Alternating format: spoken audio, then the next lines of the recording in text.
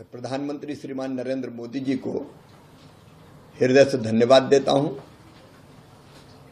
मोदी सरकार निरंतर किसानों की आय बढ़ाने के प्रयत्न में लगी है। आय बढ़ाने के लिए उत्पादन बढ़ाना भी जरूरी है और उत्पादन बढ़ाने के लिए फर्टिलाइजर की आवश्यकता होती है। तो उत्पादन तो बढ़ जाए मतलब फर्टिलाइजर उपलब्ध हो जाए, लेकिन उत्पादन की लागत घटे मतलब फर्टिलाइजर की कीमत भी किसान को ज्यादा ना देना पड़े। ये मोदी सरकार की प्राथमिकता रही है और इसलिए जब भी फर्टिलाइजर की कीमत बढ़ती है, विशेषकर मैं डीएपी के संदर्भ में कह रहा हूं, तब किसानों पर उस बढ़ी हुई लागत का बोझ ना आए और इसलिए सरकार विशेष पैकेज देती है ताकि बढ़ी हुई कीमतों का भार सरकार उठा ले। मोदी सरकार किसान हितैषी सरकार है, लेकिन अगर आप यूपीए की सरकार को देखें तो 2010-11 में डीएपी की एक बोरी मिलती थी 50 किलो की 507 रुपया 50 पैसे में।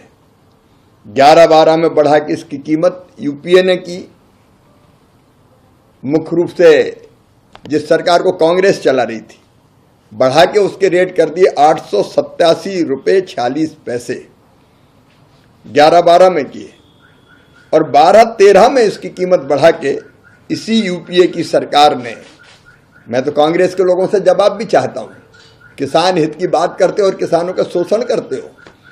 12-13 में बढ़ा के तुमने कर दिया 1315 रुपया और 56 पैसा। 507 रुपया 50 पैसे से 1315 रुपया 56 पैसा करने का पाप डीएपी का 50 किलो की एक बोरी का ये किया यूपीए की सरकार ने। और दूसरी तरफ मोदी जी की सरकार है जिसने तय किया कि 1350 रुपया प्रति बोरी, इससे ज्यादा किसान को नहीं देने देंगे और इसके लिए भारी सब्सिडी लगातार फर्टिलाइजर पर दी जा रही है। इस साल भी लगभग 1,75,000 करोड़ रुपए की सब्सिडी किसानों को सस्ता खाद उपलब्ध कराने के लिए मोदी सरकार ने दी है। मैं प्रधानमंत्री जी का अभिनंदन करता हूं और किसानों को बधाई देता हूं। उनको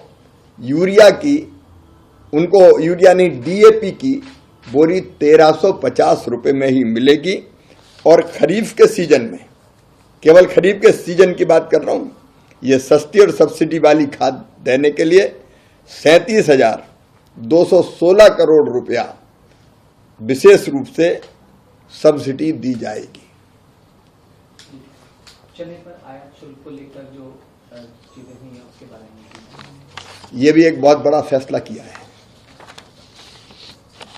मोदी सरकार का मंत्र है किसानों को उसके उत्पादन का ठीक दाम देना और इसलिए न केवल एमएसपी घोषित की जाती उत्पादन की लागत पे 50% लाभ देकर, बल्कि खरीदने की भी उचित व्यवस्था की जाती है और अगर जरूरत पड़ती है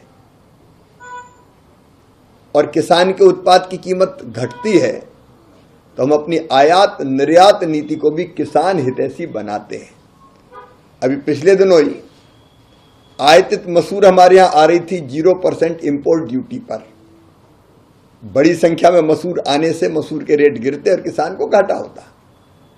इसलिए सरकार ने फैसला किया कि आयातित मसूर पर आयात शुल्क इंपोर्ट ड्यूटी 11% वसूली जाएगी। इसका मतलब यह है कि बाहर से अब अगर मसूर आएगा तो 11% इंपोर्ट ड्यूटी देने के बाद आ पाएगा, मतलब यहां सस्ता मसूर नहीं आएगा और इसका फायदा किसानों को होगा। चने का भी इस बार बम्पर उत्पादन हुआ है। हमारे यहां 24-25 की कृषि उपज का जो अग्रिम अनुमान है, चने का उत्पादन होगा 115 लाख मीट्रिक टन से ज्यादा। जो पिछले साल हुआ था 110 लाख मीट्रिक टन, तो लगभग 4.5% से अधिक उत्पादन बढ़ा है। और जब उत्पादन बढ़ता है तो कीमतें घटने की प्रवृत्ति रहती है। आयातित चना सस्ता ना आ पाए, इसलिए सरकार ने फैसला किया किसान को चने का दाम ठीक मिले, तो चने पर भी आयात शुल्क 10% लगा दिया गया है।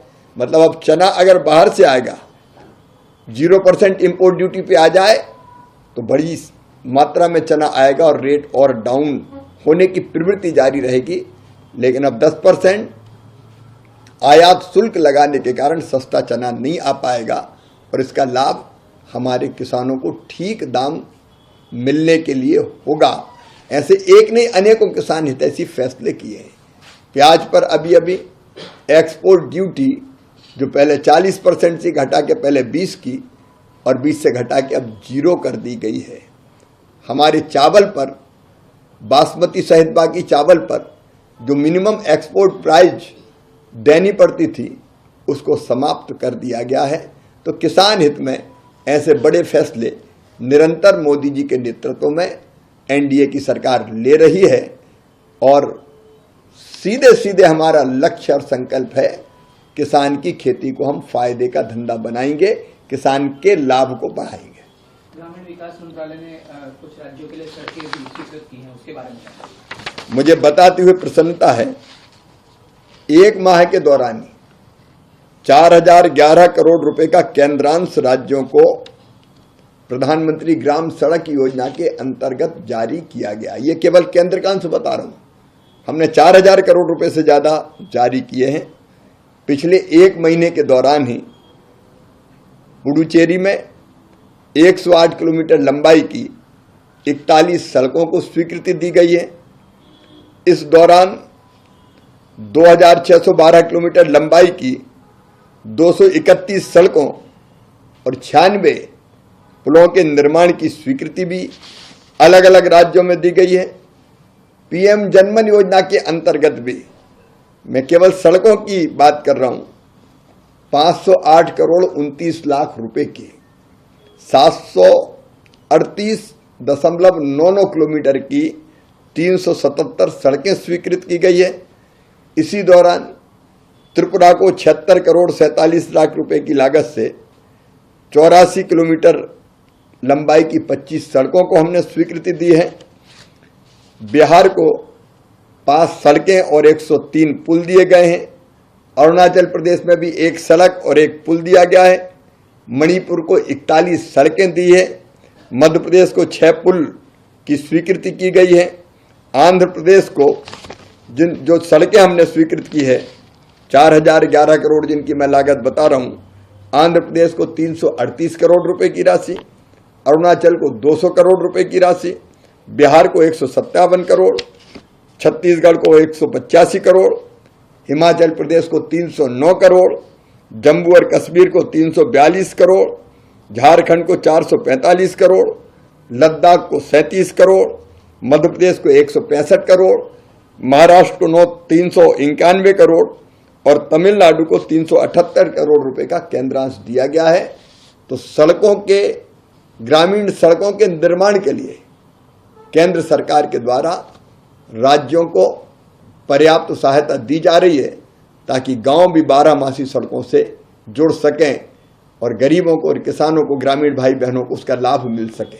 अगर आप ये वीडियो YouTube पर देख रहे हैं तो हमारे चैनल को सब्सक्राइब कर बेल आइकन दबाएं और Facebook पर देख रहे हैं तो हमारे पेज को लाइक करें। 8 मिलियन प्लस सब्सक्राइबर, आपके इस भरोसे के लिए बहुत धन्यवाद।